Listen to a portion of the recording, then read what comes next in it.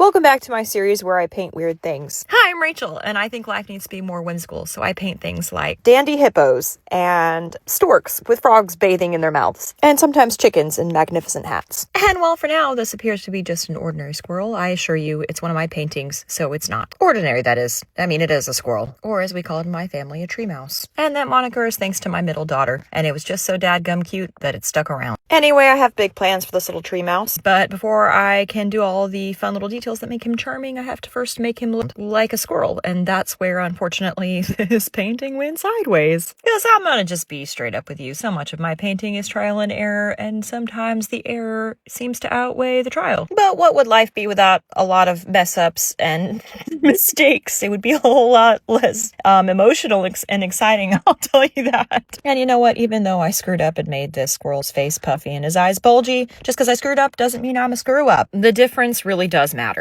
Listen, it's at this point that I realized that the squirrel looked like it had been put together by a blind taxidermist who had never seen a squirrel before, but kind of knew its basic shape. So after turning off record and spending some time trying to repaint this face, I messaged my mom, because what does any person do when they need help? They run screaming to their mom. And you know what's really hard about moms is they have like laser-like vision, and they see things that other people don't see, and they're not afraid to be brutally honest with you. At least mine isn't, and sometimes you need that. So when I got this message saying that I needed to start over from scratch, I was not super happy, and I may have pitched a mini hissy fit in my house late at night by myself and shed some tears, but my mom is always right, guys, so starting over had to happen. So to give me a palette cleanse while the background paint dried, I did some greenery and leaves and stuff. Listen, the rest of the squirrel is gonna have to come in part 2 of this video, but here's the sketch. For my redeeming comeback story, you'll have to come back for part 2. Thanks for being here, and just remember that just because you screwed up, it doesn't mean you're a screw up. Press ahead anyway, and follow for more.